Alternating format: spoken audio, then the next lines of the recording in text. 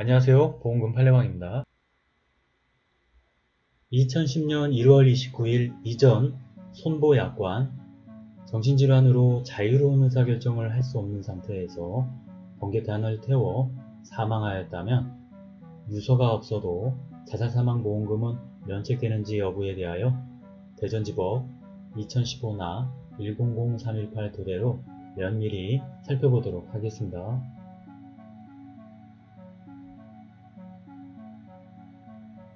먼저 기초사실에 따르면 피보험자 망인은 2006년경 상해사망보험을 가입하였고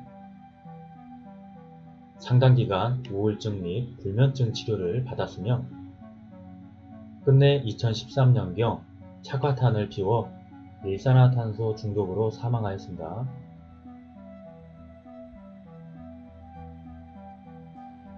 당해 재판부의 판단. 첫 번째 쟁점, 급격하고도 외래의 사고에 해당하는지 여부. 우리 법원은 상해의 의미에 대하여 급격하고도 우연한 외래의 사고를 판시하고 있습니다. 이 경우 질병, 즉 정신질환 등과 같은 내부적 원인에 기인한 것은 상해보험에서 제외하고 있습니다. 이러한 관점에서 당해 사건은 망인이 번개탄을 피워 그 일산화탄소로 중독사한 것으로 외부적 요인에 의한 것이므로 외래의 사고에 해당합니다. 쟁점나 면책사유인 피보험자의 고의 또는 자살 해당 여부. 우리 법원은 상해사망보험계약의 경우 자살을 면책으로 규정하였다면 그 자살은 피보험자가 심신상실 또는 정신질환 등으로 자유로운 의사결정을 할 수 없는 상태에서 사망의 결과를 발생케 한 경우는 이에 포함하지 않습니다. 그러한 상태는 수익자가 모든 정황사실을 종합하여 고려한 뒤 입증할 책임이 있습니다. 고의성 존재 여부.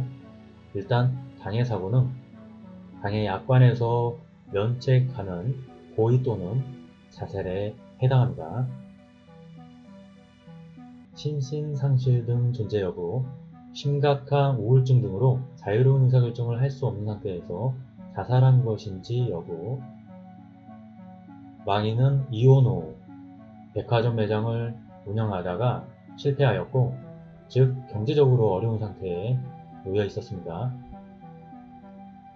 상당기간 우울증 및 불면증 치료를 받아왔으며 사망 3일 전에는 어머니에게 전하여 울면서 보고 싶다고 말했고 사고 전날에도 마찬가지였습니다.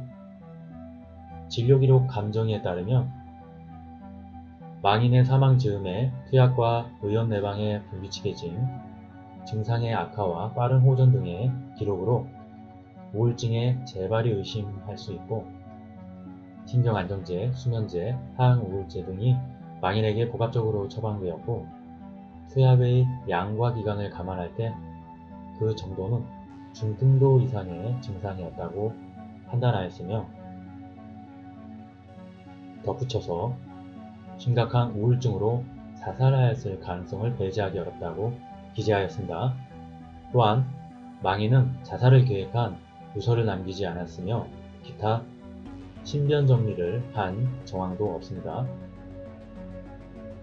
위에서 언급한 정황 사실을 종합하여 보면 망인은 중한 정신질환으로 인하여 자유로운 의사결정이 절대 제한된 상태에서 충동적으로 자살하였을 가능성이 높습니다. 그러므로 당해 사고는 부책사유인 상해사망사고에 해당합니다. 따라서 결코 면책사유인 고의 또는 자살에 해당하지 않습니다. 마지막 쟁점, 다 면책사유인 피보험자의 심신상실 또는 정신질환에 해당하는지 여부. 정신질환을 독립된 면책사유로 규정하였다면 그 약관조항이 고객에게 부당하게 분리하여 불공정한 조항이라고 할 수 없습니다. 즉 여전히 유효한 조항이라고 볼 수 있는 것이죠. 따라서 정신질환 등으로 자유로운 의사결정을 할 수 없는 상태에서 자살하였다 하더라도 이미 정신질환은 면책 사유에 해당하므로 보험자는 보험금 지급 책임이 면책됩니다. 정신질환 면책조항 적용 여부. 위에서 언급한 바와 같이 망인은 우울증 등으로 정신질환으로 인하여 자유로운 의사결정을 할 수 없는 상태에서 충동적으로 자살을 결행하였습니다. 따라서 정신질환 면책조항이 적용되므로 피고는 원고에게 보험금 지급 책무가 없습니다. 2. 정신질환 면책조항 설명 의무 위반 여부. 보험자는 중요한 내용에 대해서 설명할 의무가 있습니다. 만일 이를 위반한다면 그 중요한 내용을 주장할 수 없습니다.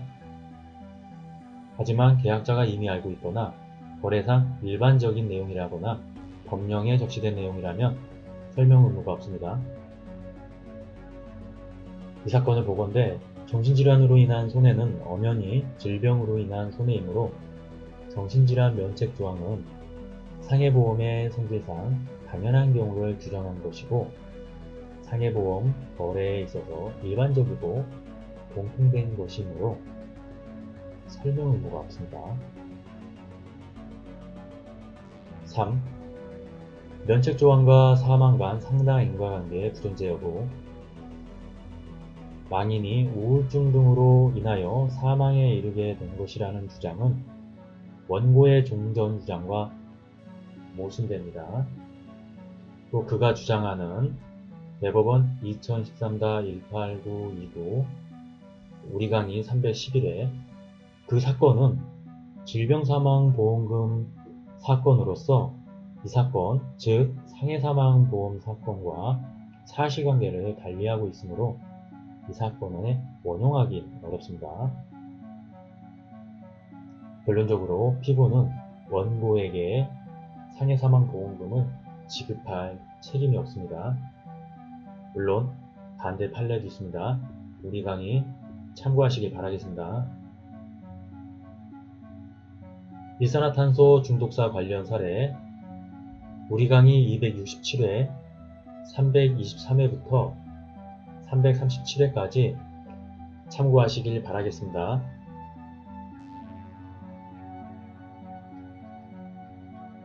마치겠습니다. 끝까지 시청해주신 점 고맙습니다.